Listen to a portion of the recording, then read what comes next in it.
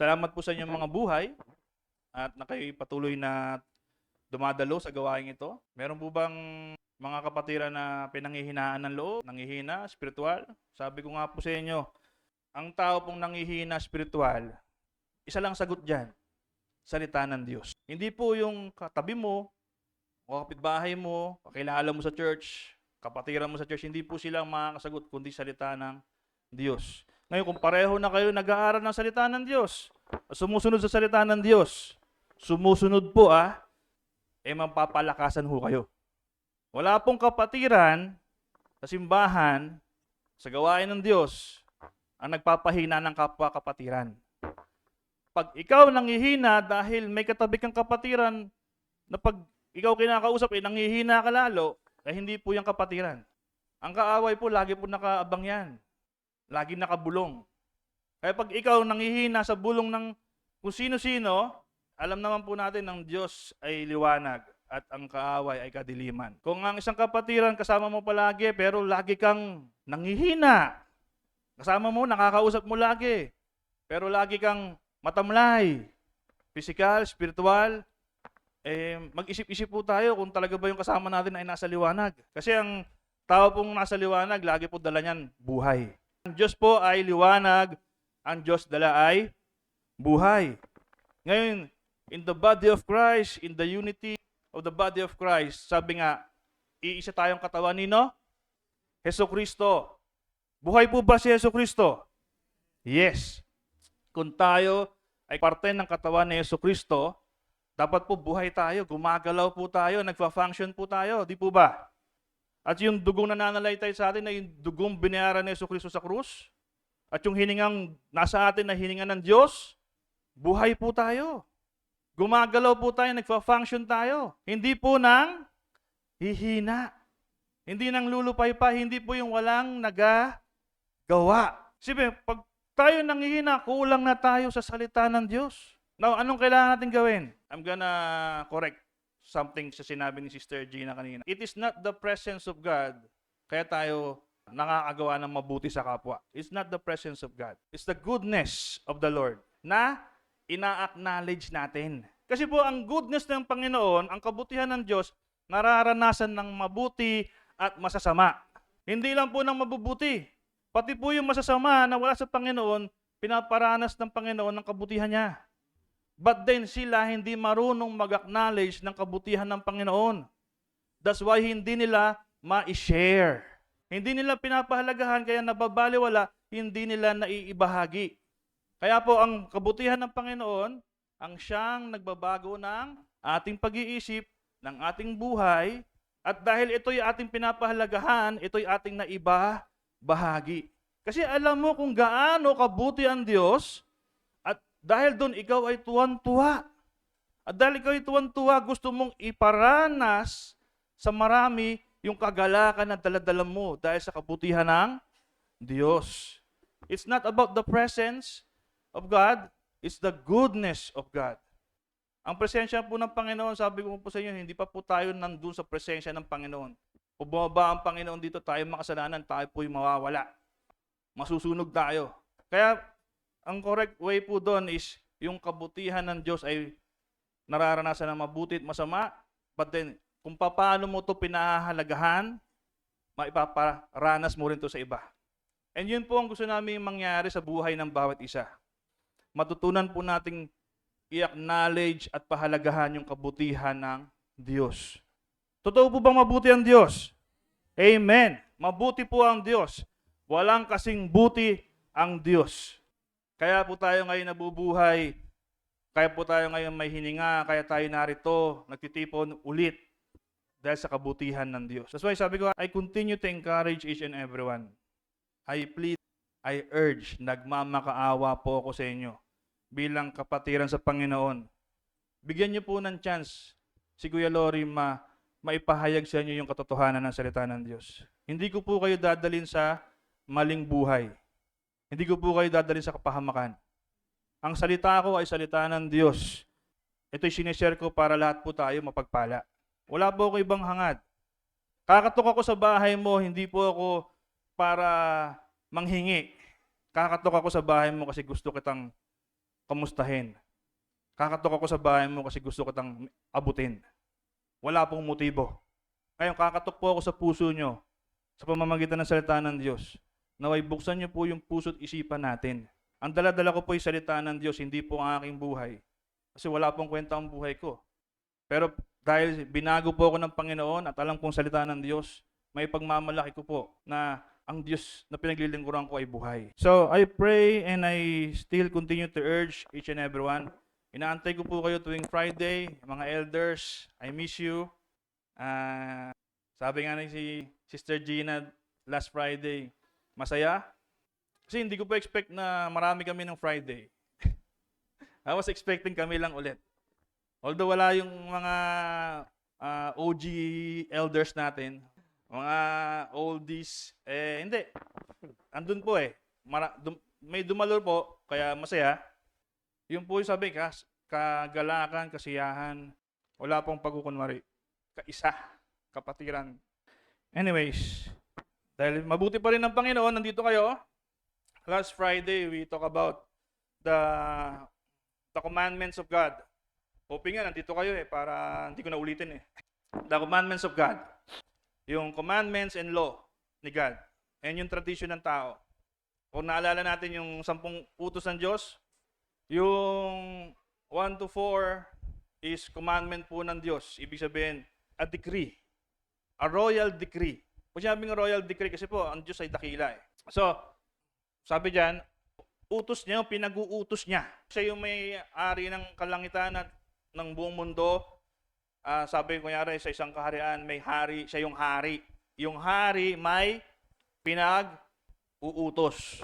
Yung pinag-uutos niya, sabi niya, ito'y para sa akin at para sa iyo. Yung 5 hanggang 10 is batas. Okay, kasama rin sa commandments, pero ito po'y mas ang nagbe-benefit nito tao, yung kapwa mo. Yun po yung, basahin lang po natin maikli, ito po yung aming pinag-aralan ng last Friday. Ang lahat ng ito ay sinabi ng Diyos. Ako si Yahweh, ang iyong Diyos, na naglabas sa iyo sa Ehipto at nagpalaya sa iyo mula sa pagkaalipin. Huwag kang sasamba sa ibang Diyos maliban sa akin. Yan po yung una. Okay? Next. Huwag kang gagawa ng imahe ng anumang nilalang na nasa langit, nasa lupa, o nasa tubig upang sambahin. Yan po. Okay? Huwag ka sasamba sa ibang Diyos. At huwag kang gagawa ng imahen ng anumang nilalang na nasa langit, nasa lupa, o nasa tubig upang sambahin.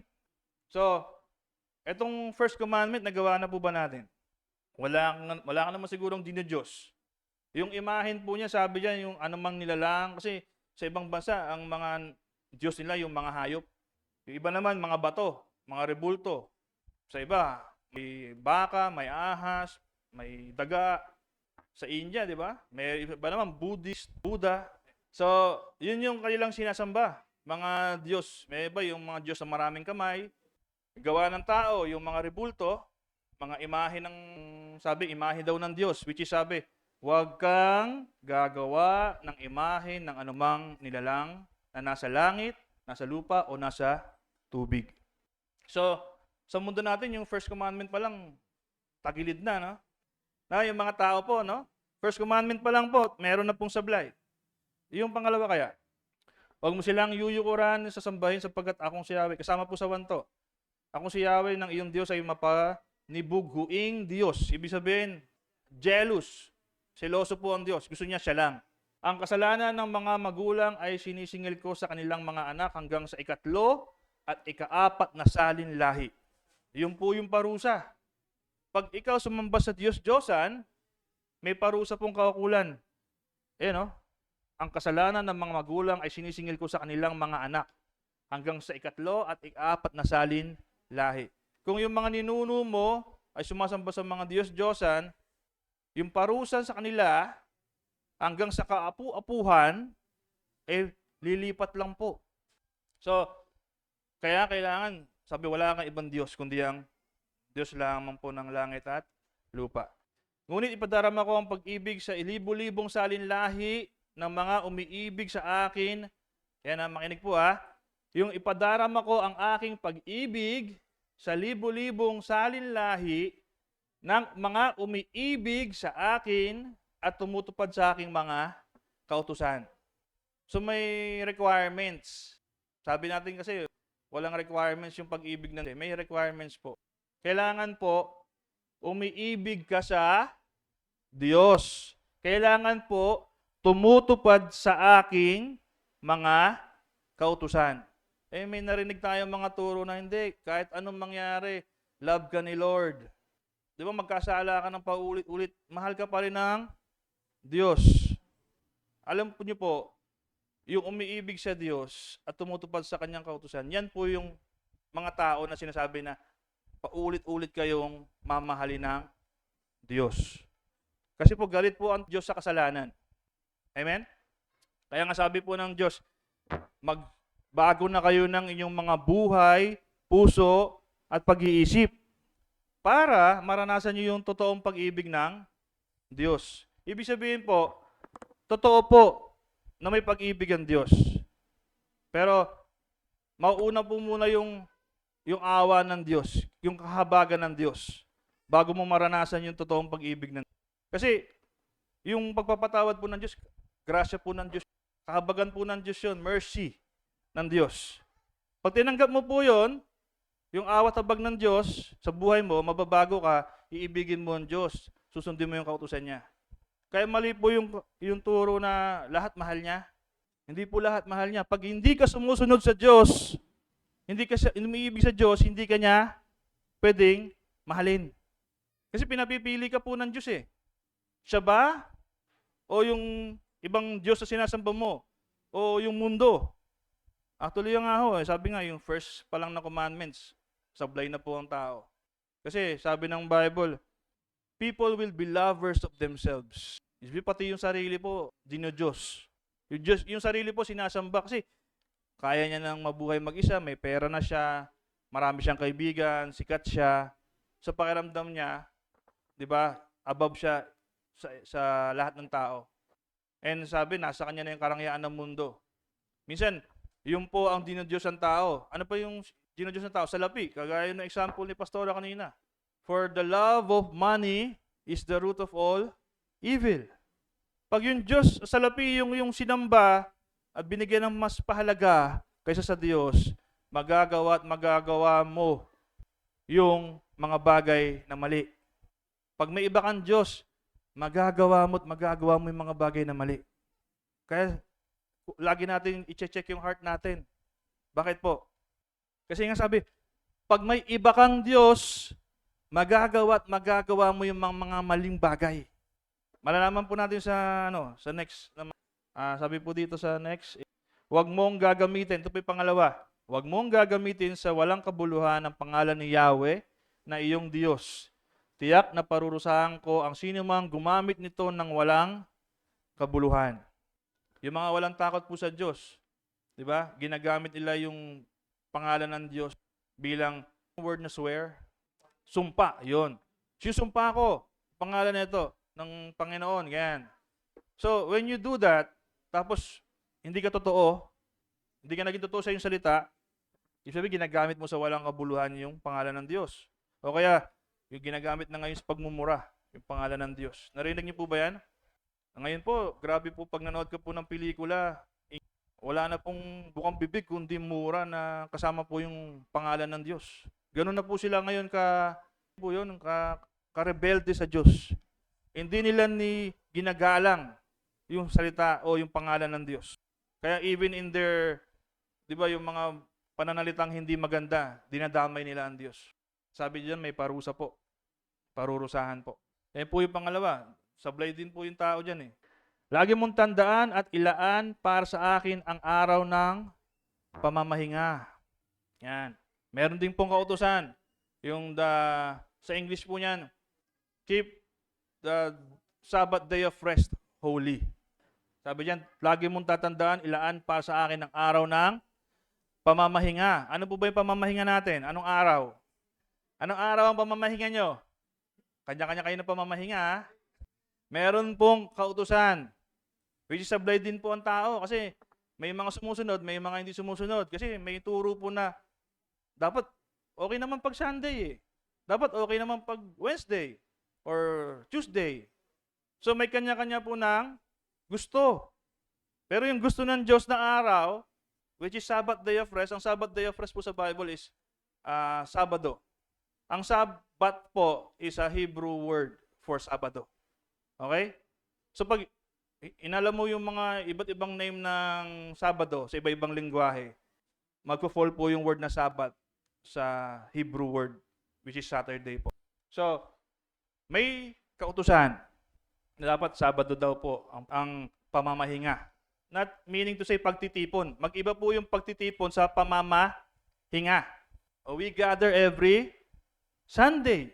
May gathering po din tayo before Wednesday, Friday, and Saturday. That's pagtitipon. Iba po yung pamamahinga. Okay? Ang ibig po sa pamamahinga, sabi nga, hindi po yung tulog maghapon. Okay? Ibig sabihin po, binibigyan mo po ang Diyos ng karapatan na gumalaw sa buhay mo for one day. Kasi yung 6 days, ikaw ang gumagalaw nun. Busy ka nun. Sabi, gawin mo lahat ng gusto mong gawin. Yan sabi ng Diyos. Sunod, sige, basahin natin yung sunod. 6 na araw ka magtatrabaho. Malinaw po, sinabi ni God.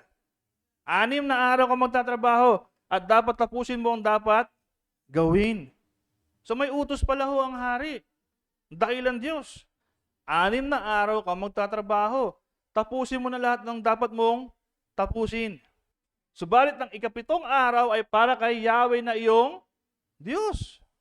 So yung 6, sa'yo lahat yon, gawin mo yung gusto mong gawin, pero yung 7 araw, para kay Yahweh na iyong Diyos. Ito ay araw ng pamamahinga. Hindi po pagtitipon ha, pamamahinga.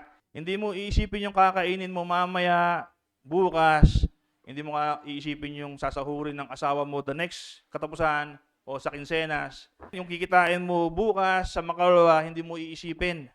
Ang iisipin mo lang, ang Diyos. Diba? Ipagkakatiwala mo yung isa mong buong araw sa Diyos. Actually, hindi lang po yan sa tao applied. Basahin natin ha. Sa araw na ito ay huwag magtatrabaho ang sino man sa inyo. Kayo ang inyong mga anak, mga aliping lalaki o babae, ang iyong mga alagang hayop, pati hayop. Just imagine, ganun kabuti yan Diyos, pati yung alaga mong hayop, gusto niya pagpahingahin. Ano ba yung mga alagang hayop before? Diba yung mga kalabaw, mga baka, yung mga manok, huwag mong pagtrabahuhin kasi sila, nag-aararo sila, di ba? Nag-aararo po sila. So sabi, huwag kang mag-araro, pati yung pahingahin mo yung kalabaw mo. Ito pa, sabi kasi ng turo sa atin ng maraming mga tagapagturo, itong utos na to ay para lang sa Hudyo. Para lang daw sa Israelites. Basahin po natin yung huli. Ni ang mga dayuhang nakikipamayan sa inyo. So hindi po to para lang sa mga Israelites, mga Hudyo, sa mga Hebrew, kundi sa lahat. Even sa mga Hentil o foreigners. So ang araw ng pamamahinga ay para sa lahat. Kasi kung titingnan niyo po itong commandment nito ni God, hindi lang niya ito po yung first time binanggit. Sa Genesis po, binanggit na po ito. At sa 7 araw, tayo ay magpahinga. So, wala pa pong 10 commandments, meron ng kautusan about this. Ganun po ito ka-importante. Kaya nga po nung balik ka sa umpisa, yung alalahanin. Yan, lagi mong tandaan. Sa English po yan, remember. Sa lahat po ng kautusan, yan lang po ang merong word na remember or lagi mong tandaan. Kasi po, sa tagal po ng panahon, nabago po yan, nakalimutan po. At alam ng Diyos, ganun po kagalingan Diyos. Umpisa pa lang po, sinasabi niya na. Kasi alam ng Diyos makakalimutan ng lahat at hindi mapapractice. Kaya may word po, lagi mong tandaan. Ganun kagalingan Diyos eh. Alam niya, sabi nga, bago ka pa isilang, alam niya na kung anong mangyayari sa'yo. Susunod ka pa o hindi. Pag nakita niya na gusto mo talagang sumunod tinry mo, tutulungan ka pa niya. Pero pag nakita niya, wala ka talagang pag-asa, wala na, pababayaan ka na ng Diyos. Kasi wala ka ng pag-asa dahil binigyan tayo lahat ng chance. Pero ayaw talagang sumunod. Ngayon, narinig niyo po sa Biblia mismo, hindi po kay Kuya Lori galing. Sa Biblia po mismo. Yung araw ng pamamahinga. Again, hindi ko po kayo sinasabing, huwag na kayo magsimba ng linggo, sabi ni Kuya Lori. No. May pagtitipon tayo ng linggo. Pero may araw po tayong pamamahinga sa Diyos. Nasa sa inyo na po yan, paano nyo siya ipapractice. Kasi ako po, gusto ko po ito talaga itong pinapracticein. Kasi nalaman ko po na kailangan pala talagang gawin. Gusto ko pong i-practice, kaso lang, pati daw yung anak, na lalaki, babae, may pasok yung anak ko May mga may kailangan pala buong sambahayan. Ang hirap po no? Buong sambahayan po. Kailangan sumunod. Sabi ko, kahit ayaw nilang sumunod, susunod ako. That's my faith. I want to share to you my faith. Sabi, kahit ayaw nilang sumunod, susunod ako. Kayo rin. Narinig nyo? Kung ayaw nyo sumunod, basta ako susunod. But then, I encourage you. I urge you, magkaroon kayo ng oras, isang buong araw sa Diyos. Kasi utos niya po yun Kaya may trabaho may eskwela Yun nga po Malalaman niyo kung bakit po nangyayari yon. Kasi nung panahon po nila, pag sinabing Sabbath day, sabi nga dun sa sa Bible is, dapat hapon pa lang, wala nang tao sa kalsada. Sarado na lahat. Tahimik na lahat. Sa tagal po ng panahon, dahil nga yung kaaway gumagalaw din at nandideceive, nanlilin lang.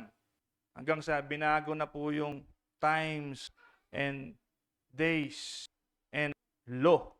Kasi law po ito And ito po yung sabi nga, araw. Ibig sabihin, kasama po sa times.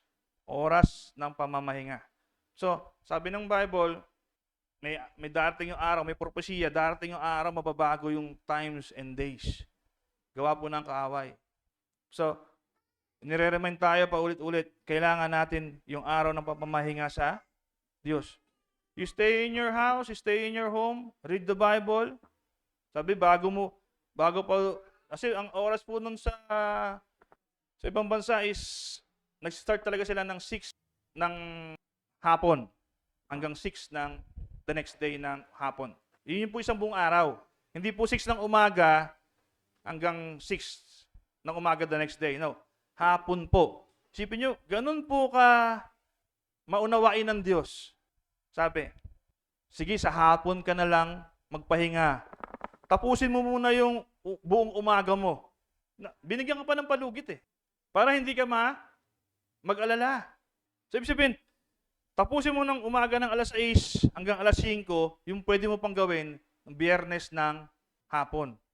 6 ng hapon ng Biyernes hanggang Sabado ng hapon, magpahinga ka na.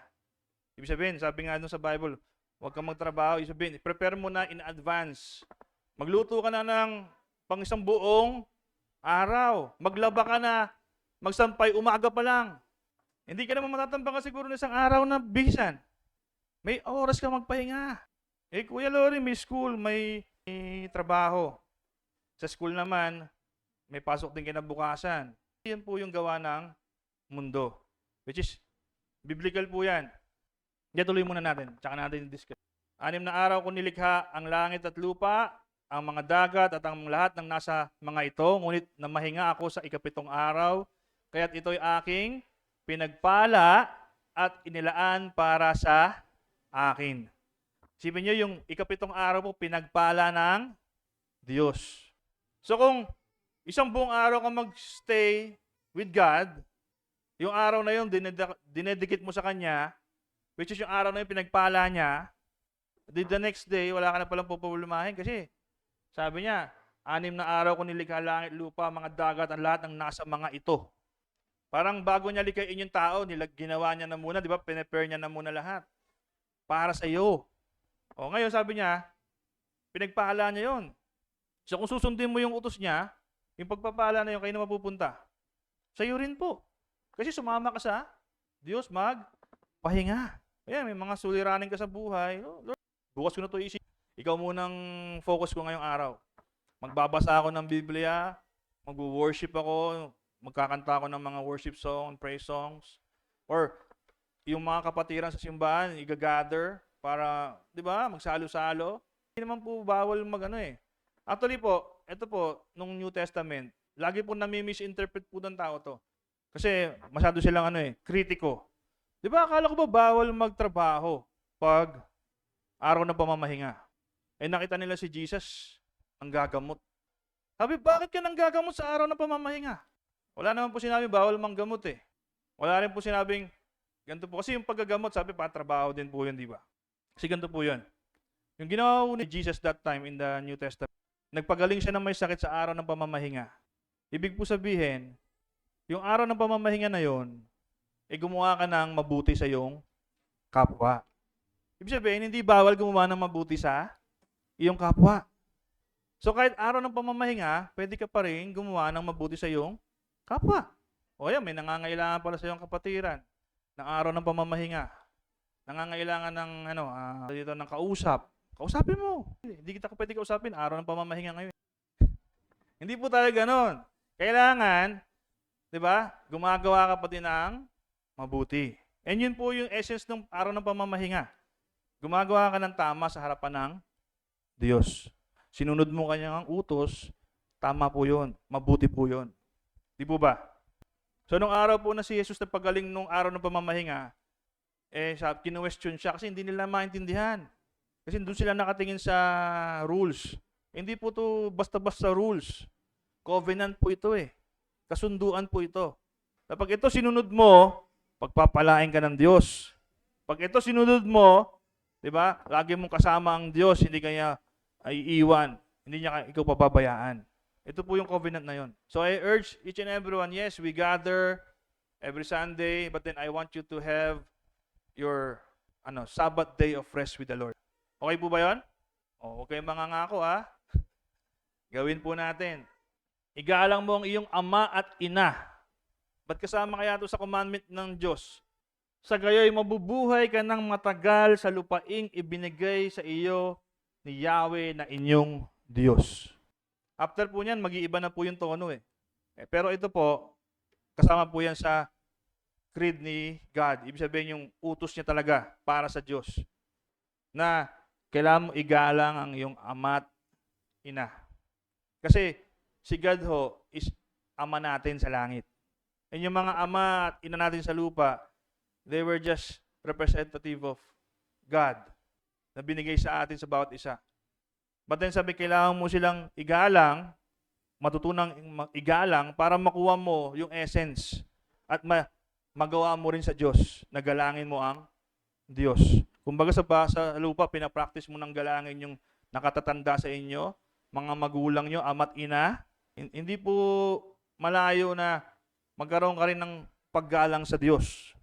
Kaya po yung mga walang paggalang sa magulang, wala rin po takot sa Diyos. Nakita niyo po ba yan? Yung mga walang takot sa magulang, na hindi sumusunod sa magulang, sila'y nakakagawa ng mga maling bagay. Sila'y nagiging sakit sa lipunan. Kaya sabi ni God, kailangan mo matutunan yung paggalang sa iyong mga magulang. Kasi pag ginalang mo sila, matututunan mo rin akong mahalin o igalang. Yan. Ito, iba na yung tono dito. Kasi hindi naman to para sa Diyos. Para to sa bawat isa. Huwag kang papatay. Basic po. Huwag kang papatay. Huwag kang mangangalunya. Di ba po? Straight to the point na po. Kasi this is between you and your brethren sa kapwa mo. Huwag kang magnanakaw. Diretso. Huwag kang sasaksi ng walang katotohanan laban sa iyong kapwa. Yung gossip, yung slander, paninirang puri. Huwag mong pagnasasaang maangkin ang sambahayan ng iyong kapwa. Kung pagmamayari, huwag mong gustuhin ang kanyang asawa, mga alilang lalaki o babae, mga baka, asno, o anumang pag-aari niya. Lahat. Kung anong meron sa kanya, huwag mong pagnasaan. Do not covet. Sabi nga ng Bible. Straight to the point po sinabi na huwag. Kaya sabi ng tao, dami naman batas. 5 to 10 pa lang, huwag. Marami na daw yon. Actually, ito is para sa kapwa. Yung 1 to 4 para sa Diyos. Ngayon sabi, binago na yung yung 10 utos, hindi na daw yun. Sabi ni Jesus, 2 na lang daw eh. Yun yung mga narinig natin turo, 2 na lang daw eh. Sabi, 2 greatest commandments na lang daw. Sinamarize na nga daw eh. Naintindihan po ba natin yung sinasabi ng... Sabi ni Jesus, una, 2 greatest commandments, mahalin mo ang Diyos, buong puso, isip, at lakas. Sumunod, mahalin mo ang kapwa, kagaya ng pagmamahal mo sa iyong sarili. Yung 1 to 4, yun po yung first greatest commandment. Unahin mo ang Diyos, mahalin mo ang Diyos. Yung 5 hanggang 10, yun po yung mahalin mo yung kapwa, kagaya ng pagmamahal mo sa iyong sarili. Binago po ba ni Jesus? Hindi po. Mas binigyan niya ng importansya at eksplanasyon. Na yung 5 to 10, dahil mahal mo yung sarili mo, ayaw mong gawan ka ng mali ng kapwa mo, huwag mo din gawin sa iba. Ngayon, ito po hindi naintindihan ng tao. Kaya nagagawa nila yung 5 to 10, paulit-ulit sila nagkakasala, kasi hindi nila magawa yung 1 to 4. Kasi kailangan mong unahin ang Diyos sa lahat ng bagay. Pag inibig mo ang Diyos, susundin mo muna yung inutos niya na 1 to 4. Pag sinunod mo yung 1 to 4, hindi mo na magagawa yung 5 to 10. Yun po yung ibig sabihin ni Jesus. Kaya kailangan muna natin gawin o sundin yung pinag-uutos ng Diyos nang sa ganon magawa natin yung para sa bawat isa. Di po ba? Kasi pag kilala mo po ang Diyos, which is ang Diyos ay pag-ibig, di ba? Ang Diyos ay pag-ibig. Pag sinunod mo yung 1 to 4, iniibig mo ang Diyos, makikilala mo ang Diyos, yung pag-ibig ng Diyos nasa sayo na hindi mo na magagawa yung 5 to 10, mga maling bagay sa kapwa mo.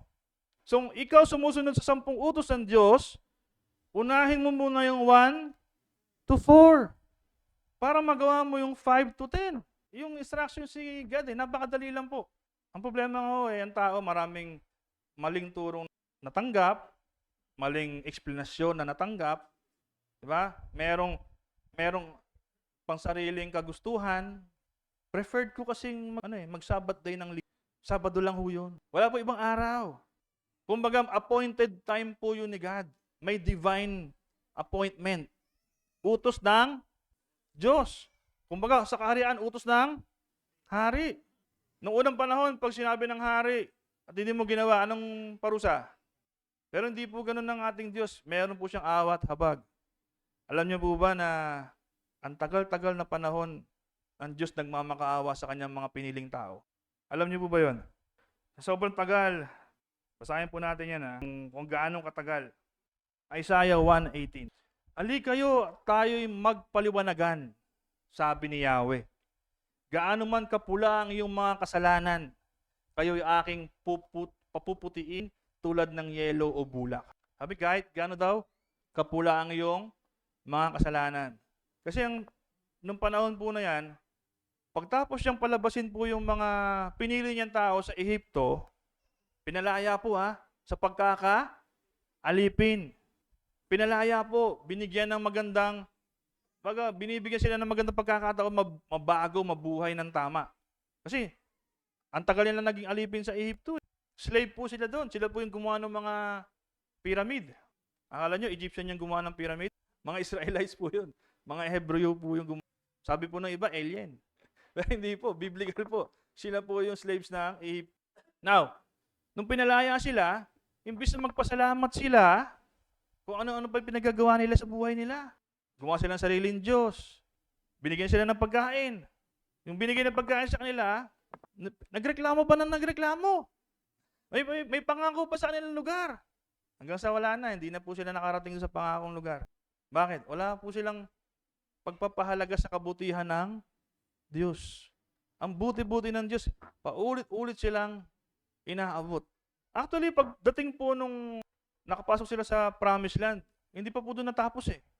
Sumama pa po sila sa lahat ng mga bansa na sumakop sa kanila. Hindi sila nagtiwala ng lubusan. Kaya kung sino yung bansa sumakop sa kanila, sumama rin sila. Kumbaga sila yung sinasabi ng Biblia na adulterous. Meron silang adulterous heart. Bakit? Ako yung Diyos na nagligtas sa inyo sa Ehipto. Ako yung Diyos na nagpala sa inyo.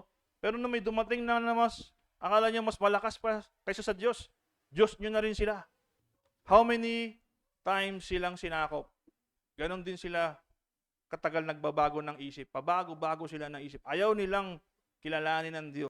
Ayaw nilang i-acknowledge ang Diyos, ang kabutihan ng Diyos. But then, God always plead with them. Usap tayo. Balik kayo. Ano yun po ba yung word na, manumbalik? Magbalik loob? Ang ibig sabihin po sa English dictionary, to restore, to recover, di ba? To come back, to recall. Alalahanin nyo yung kabutihan ng Diyos. Sabi, manumbalik kayo dun sa dati nyong kalagayan. Na ano yung kalagayan natin na una? Sa hardin. Ang tao sa hardin, Adan at si Eva, anong meron sila doon? Sabi ng Bible, they have dominions over the whole earth. Ibig sabihin, sila yung nangangasiwa, sila yung nasusunod. Hindi sila slaves. Kaya sabi, may mga tao po na nagsasabi, kung Diyos siya, bakit siya nag-create ng slaves? Bakit na may nga na naghihirap? Yung Diyos ba talaga nag-create ng slaves? God created man, man created slaves. Ang tao po mismo. Ano yung ginawa ng Diyos? Maging mabuti ka sa mga slaves. Sa mga alipin na inalipin mo, maging mabuti ka. Pero hindi Diyos ang may noon na magkaroon ng alipin. Wala. Ang tao po ang gumawa ng alipin. Sinisisi nila yung Diyos. Kasi ayaw nila magpakumbaba sa Diyos. God created man, man created slaves. Yan po ang katotohanan. Kasi God created man and women. May narinig po kayong God created slave? Lalaki at babae. Para daw mamuno sa lahat. Kung sila ng kaaway, that's why pumasok yung kasalanan, ganun po yung naging senaryo ng mga bagay-bagay. But then sabi ng Diyos, magbalik loob kayo sa akin, sundin niyo ako ulit. Kung anong meron sa inyo nung una, balik natin. Anong kailangan lang ni God sa mga tao?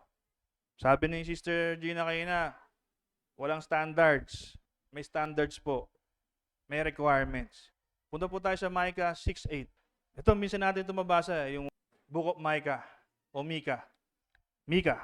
Itinuro na niya, which is ang Diyos, sa inyo, kung ano ang mabuti. Okay?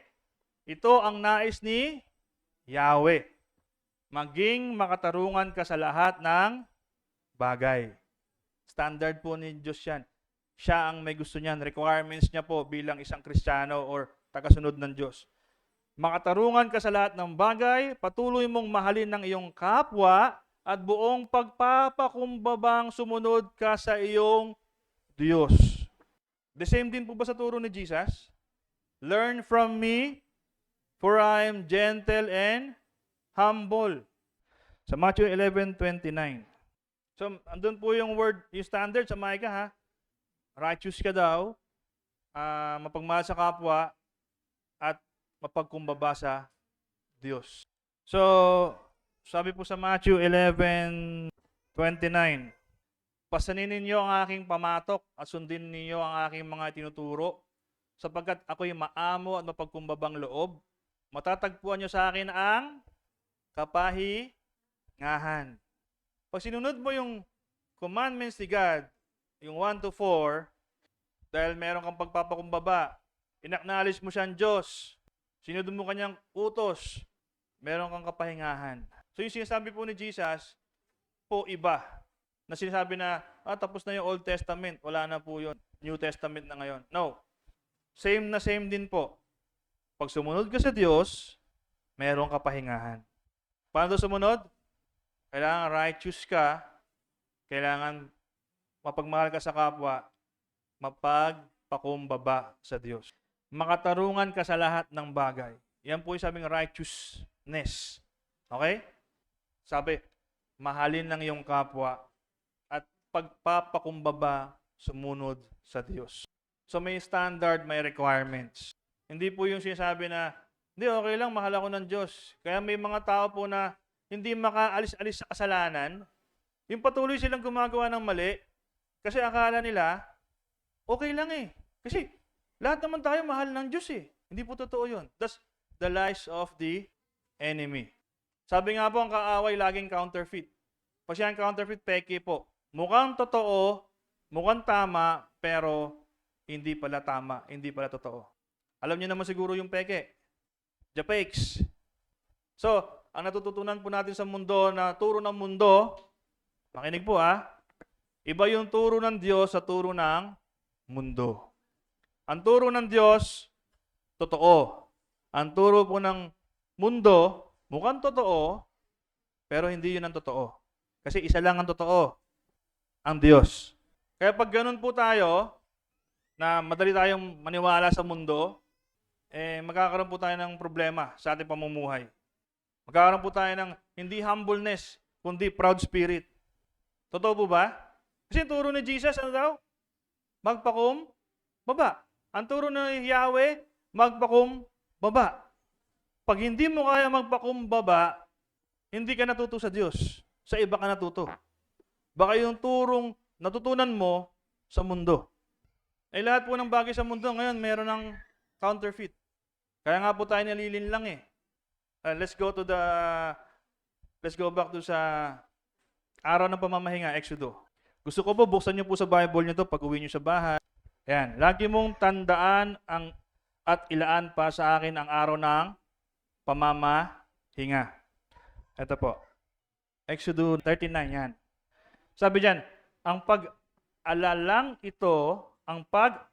ito ay magiging isang palatandaan sa inyong kamay o sa inyong noo. Ang pag-aalala daw na yon, upang hindi niyo malimutan ang mga utos ni Yahweh, sapagkat inilabas niya kayo sa Ehipto sa pamamagitan ng kanyang dakilang kapangyarihan. So meron daw po siyang palatandaan sa mga taong kanyang kinalulugdan.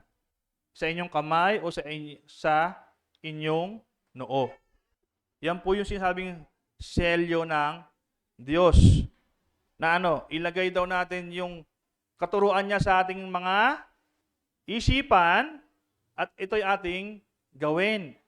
Noo po, ibig sabihin kaisipan, yung kanyang kautusan ay ilagay sa iyong kaisipan at ito'y inyong gawin. Naintindihan niyo po ba yung sinasabi ng Diyos? Bakit po? Kasi sabi, kung ikaw may pananampalataya sa Diyos, you have faith in God, saan po namumula yung faith? Sa heart po ba o sa mind? Sa mind po, hindi sa heart. Ang faith is galing sa kaisipan. Nananampalataya, naniniwala ka sa Diyos. So yung paniniwala mo sa Diyos, pangyarihin mo. Kaya po, faith without work is dead. Pag hindi mo ginawa, pinangyari yung pananampalataya mo, patay po yung pananampalataya mo, wala pong bisa. Selyo niya po yun. Kailangan mo ng pananampalataya at kailangan mong gawin. Kapahingahan po yung daladala niya pag sinunod mo yung commandment ni God. For example, yung Sabbath day of rest, ano pong binibigay? Kapahingahan. Mag-spend time ka kay God. Now, let's go to Revelation. 13 din po yun, Revelation 13. Sabi ko po sa inyo, yung kaaway may counterfeit. Okay? Kaya may mabuti, may masama, may tama, may mali. Sabi po sa pahayag, ito po yung napaka-famous verse na kinakalat sa buong mundo para takutin ng tao. Sa pilitang pinapatatakan ng ikalawang halimaw, ang lahat ng tao sa kanilang kamay o sa noo. Maging sila'y dakila o hamak, mayaman o mahirap, alipin o malaya. Kayo na, selyo ng Diyos. Ito, selyo ng halimaw. Tatak ng halimaw. Nakita niyo po yung difference? Meron palang selyo ang Diyos, may selyo rin po yung halimaw, yung kaaway. Na pag hindi ka daw natatakan, hindi ka yan sabi, at walang maaari magtinda o bumili, maliban sila ay may tatak ng pangalan ng halimaw o bilang ng katumbas na iyon. Pag may marka ng kaaway, hindi ka makakagawa ng mga bagay. Pag wala ka daw marka ng kaaway, kailangan mo muna mamarkahan ng kaaway para magawa mo yung mga bagay-bagay. Nakita nyo? May pananakot. Pag hindi ka natatakan ng kaaway, hindi ka makakabili, hindi ka makakabenta, hindi ka makapagtrabaho, hindi ka makakapagnegosyo, hindi ka kikita ng pera, hindi ka mabubuhay. Yung kaninang sinasabi ni God, pag ikaw nagpahinga, kasama ko, pagpapalain ka. Nakita niyo yung difference? Sa Revelations, pag hindi ka gumalaw, magugutom ka. Sa Exodo, kay God, kay Yahweh, pag nagpahinga ka, pagpapalain ka. Ang dami natakot po dito. Magkakaroon daw ng 666 sa noo tsaka sa kamay. Hindi po nila alam, matagal na silang natatakan ng kaaway. Hindi po totoo magkakaroon tatak sa noo sa kamay. This is spiritual. Pag ikaw hindi sumunod sa Diyos, hindi ka makakapagpahinga. Wala kang pagpapala. Pag sinunod mo yung mundo, nagpatatak ka sa mundo, tsaka ka palang pwedeng magbenta, tsaka magbumili. Tsaka palang pwedeng mabuhay. Walang kapahingahan. Magkaiba po. We need to think this very carefully, church. Susunod ba tayo sa kautusan ng Diyos at makamtan mo yung totoong kapahingahan? O susunod tayo sa utos ng mundo na niloko tayo for a very long time na kailangan mo magtrabaho, kailangan mo ganyan, mag-aral ng ganito para ka mabuhay. This is the mark of the enemy. Sabi nga ng Bible, ang wala sa Diyos, alam nyo na kung kanino kayo, sa kaaway. Ang hindi sa Diyos, alam nyo na, kayo na yun, sa kaaway. Pag ikaw nasa ilaw, at ikaw ay magliliwanag, sa Diyos ka. Pag wala ka sa ilaw, sa kadiliman ka. Ganun lang ka-basic po intindihin. Kaya sabi ng Bible, I encourage you, church, bumalik tayo, magbalik loob tayo sa Diyos. Hindi magbalik loob lang na, nagbalik loob na ako, Christian na ako. No, magbalik loob. Intindihin mo yung utos niya mabuti. Yung 1 to 4 ng 10 Commandments, we need to practice that. Ganun lang kasi sabi ng Diyos, i-practice mo yung utos ko. So, ibig sabihin, Kuya Lori, may condition pala yung pagpasok sa langit. Ikaw kaya magtrabaho, tapos wala kang sahod, hindi ka magreklamo? Ano requirements pag papasok sa trabaho, Ate Jenicel? Madami? Madaming requirements pag papasok sa trabaho. NBI, police clearance, kailangan graduate ka ng gantong kurso, 4 na taon, kailangan may experience ka. May requirements po. Kaya mali po yung sinasabi ng ibang tagapagturo, walang requirements, tanggap ka na agad. Saan? Di po ba? Ang Diyos may requirements po. Kailangan mo maging makatarungan, righteous. Kailangan mo pagmahal sa kapwa. Kailangan mo mapagkumbaba sa Diyos. Ang nakikiisa sa gawain ng Diyos, nagpapakumbaba yan sa bawat isa. Sumasama yan sa gawain kasi gusto niyang maging maayos ang lahat. Makatulong sa kapwa. Mapalago ang isa't isa. Pag hindi mo nakikita sa gawain, ayaw makiisa, hindi yun sa Diyos. May sinabi bang ang katawan ng Diyos, tapos yung isa nandun, nakaiwalay? Wala pong ganoon. Ang katawan ni Kristo, unity in the body of Christ. Iisa ng layunin, iisa ng gusto. Maintindihan, parangalan, maitaas ang Diyos. Hindi po yung solo flight. Hindi po yung mag-isa lang. Hindi po yung, kaya nga ho nanghihina. Wala po kayong ibang bukang bibig dito sa church. Kundi sabi, magstay kayo, umupo kayo, dumalo kayo, makiisa kayo. Now, pag hindi kayo nakita sa simbahan, hindi kayo nakita sa gawain, makikiisa ba yan? Hindi po. That's why, we need to follow the commandments of God. Kasi pag mahal mo ang Diyos, hindi ka makakagawa ng mali sa kapwa mo. Pag mahal mo ang Diyos, may kapahingahan. Di ba? Kailangan mo nang magtrabaho para ka mapagpahinga, yumaman, para, di ba? Para yumaman. No.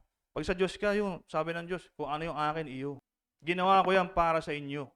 That's why we need to read our Bibles and to make sure hindi tayo na loloko ng kaaway. Totoong turo po ito. Hindi po turo ni Kuya Lori. Now, marami na tayo natutunan before, even my family. Yung mark of the beast, nakakatakot, malapit na. Matagal na po nangyayari. Hindi lang po tayo aware. Kaya sabi ng Bible, lagi sinabi ni Jesus, magsibalik kayo sa Diyos. Bakit po napako si Jesus? To reconcile us with God. That's the only purpose. Maibalik tayo sa Diyos. Ngayon, mapapawalang bisa po yung sakripisyo ni Jesus at the end of our lives, hindi tayo napunta sa Diyos. Sayang po. Inabot kayo ng paulit-ulit. Ayaw nyo magsibalik sa Diyos. Ganun kayong kamahal ng Diyos. Sinakripisyo niyang anak. That's the good news. That's the gospel of Christ. Para tayo ma-reconcile with God. Kasi matagal tayong nahiwalay. Namuhay tayong makamundo. And we deny it. Akala natin, ayos tayo, okay tayo. Ako mati naman ako ng gawain. Nagbabasa naman ako ng Bible, nagpipray naman ako. Hanggat meron kang maling pag-iisip sa kapwa mo, may motibo ka sa puso mo, hindi mo naunawaan at hindi mo nagagawa yung commandment ni God. Kaya yung pag-ibig sa kapwa, essential po yun. Isang sign na mahal mo ang Diyos. Kasi pag mahal mo ang kapwa mo, sabi ng Biblia, mahal mo ang Diyos. Pag anong ginagawa mo sa kapwa mo, ginagawa mo sa Diyos. Now, may mga tao pong kahit anong grasya na ng Panginoon ang ibigay mo, kahit anong pagpapakumbaba, paghihikayat, ayaw sumunod, ayaw makiisa. Ibig sabihin, ayaw niya tanggapin yung totoong turo ng Diyos. Kaya hindi niya maipamuhay. Now, wag po tayong sasama sa ganong pag-iisip. Inuulit ko po, kaisa niyo po kami sa pananampalataya. Kaisa niyo po kami sa Diyos. Wala kaming ibang hangad, kundi kayo'y maunawaan yung salita ng Diyos at may pamuhay ng tama. Pag kami mga mangangaral, pag-isipan niyo ng mali, nang wala kayong nakikitang ebidensya na kami gumagawa ng mali, you're judging us.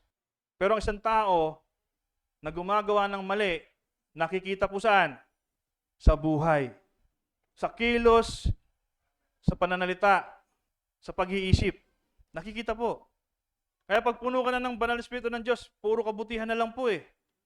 May self-control, may gentleness, may faithfulness, may goodness, may kindness, may patience, may peace. If among you cause division, hindi po sa Holy Spirit yun. May joy sa paglilingkod sa Diyos. Kaya pag ikaw nang lulupay-pay, i-reassess nyo po sarili nyo. I-reassess. Ibig sabihin, tignan nyo yung puso nyo kung tama ba talaga sa harapan ng Diyos. Those things, church, isipin mabuti. I-analyze mabuti. Ano nangyayari sa atin. Kung sa simbahan na to, walang ibang bukang bibig kundi kayo ay palaguin espiritual, pagyamanin espiritual, pagpalain espiritual, makalaya sa gawa ng kaaway. At nakikita niyo po sa amin paano namin ginagawa. Wala po kaming hinahamak na tao dito. We've been giving opportunity to everybody. Makapagturo nga dito kahit sino po pwede na gusto eh. Po pwede eh. Kailangan lang, tama yung puso at isipan. Sumusunod sa Diyos. Hindi ka pwedeng itayo dito kung may sarili kang prinsipyo. May sarili kang pinaglalaban. Hindi ka pwedeng itayo dito kung yung impluensya mo nagiging negatibo sa isip ng tao. Kasi totoong nagliliwanag, na-expose yung kadiliman. Hindi po nagpapadilim ng isip. Sabi po ng Bible, those who continue to do good will continue to do good. Mga taong masasama, patuloy na gagawa ng masama. That's why we need to learn how to live like Christ. I-desire po natin. Kailangan po natin. And ang gantong bagay po, take note church I know you've been attending revival ministry, revival events. Masaya po doon. Maraming tugtugan, maraming kasama, lundag-lundag, palakpak-palakpak, kanta-kanta. Ang totoo pong revival is yung pagbabalik po sa salita ng Diyos. Kasi yung salita ng Diyos ang bumubuhay po sa atin. Hindi po yung event ng tao o yung title na revival. The true revival is going back to the Word of God. Bubuhayin ito yung kalamnan mo, yung kaloob-looban mo, bubuhayin. Espiritu, bubuhayin. Yun ang totoong revival. Pag alam mo ang salita ng Diyos, buhay ka kapatid. Biblical po yan. Hindi yung galing kay Kuya Lori. Now, the world, kahit ilang revival pa yung atin ng kanta-kanta, sigaw-sigaw, palakpak-palakpak, lundag-lundag.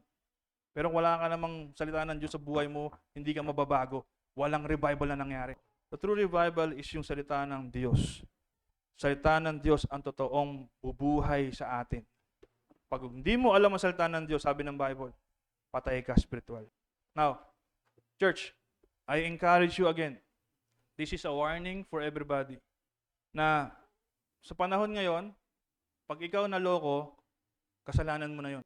Kasi tinuturo na po natin yung katotohanan eh. Dati, wala tayong gantong katuruan. Umuupo lang din po ako. Nakikinig lang din po ako. Pero pag ikaw nagsaliksik ng salita ng Diyos, inintindi mo, inunawa mo, binigyan mo ng chance. Mababago ka po na tuluyan. That's why I urge everybody, mahal po namin kayo. Ano man ang aming pagkakamali, pagkukulang na nakita niyong maling ginagawa namin, Diyos lang makakapag-husga sa amin. Hindi po kami pwedeng husgahan. But then, naman po sa buhay, if ginawa namin kayo ng mali, pero hanggat wala kayong nakikitang mali, puro salita ng Diyos ang aming tinuturo, why not makiisa ka? Bigyan mo kami ng chance. So I pray, and I hope, may pag-asa po sa Diyos. Kilala nyo na ang Diyos. Kailangan nyo lang sumunod. Amen? Totoo po ba yun? Kailangan natin sundin yung kanyang utos. Pag nasunod natin ang utos niya, totoong kapahingahan.